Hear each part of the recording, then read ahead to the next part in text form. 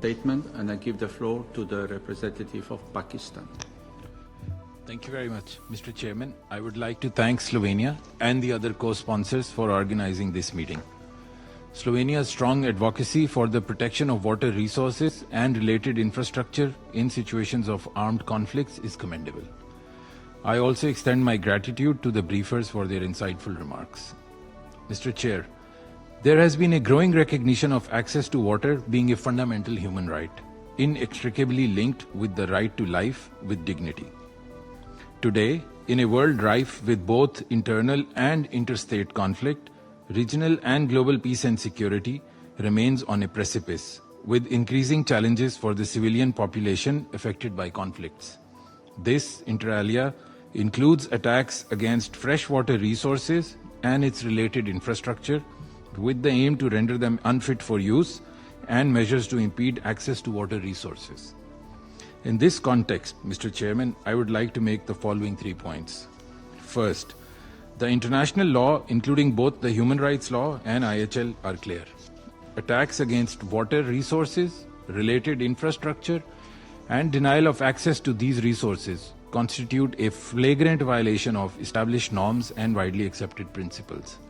The UNSC too, through its various resolutions, has reaffirmed these principles and has also strongly condemned the unlawful denial of such access and depriving civilians of objects indispensable to their survival.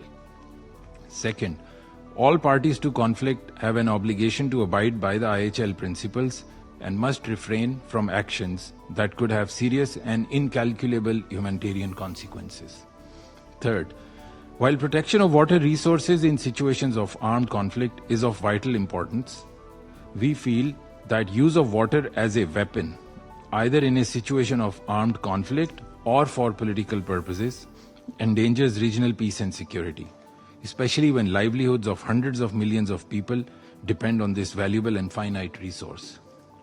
Regrettably, Mr. Chairman, we have seen the malevolent design of one country to weaponize water, and repeating what the President ICRC warned against a little earlier, to use water as a bargaining chip.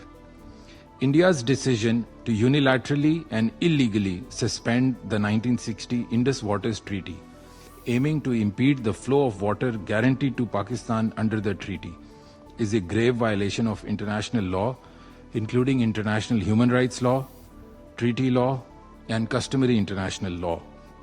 Troubling pronouncements by Indian leadership to, I quote, starve the people of Pakistan, unquote, depict a highly dangerous and perverse thinking.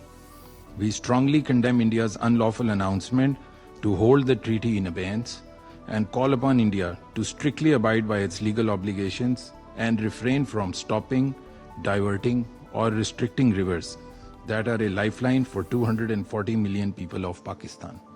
We will never accept any such moves. To conclude, Mr. Chairman, we lend support to the calls for full compliance with IHL and international human rights law, especially for protection of water resources and related infrastructure. Equally important is the need to formulate a resolute, principled, and united stand against all attempts to weaponize water for political purposes. The Security Council is the primary body of the UN entrusted with the responsibility for the maintenance of peace and security. It must play a role by identifying situations where violations of international law, including IHL principles, could jeopardize peace and security or lead to catastrophic humanitarian crises, and act preventively. I thank you.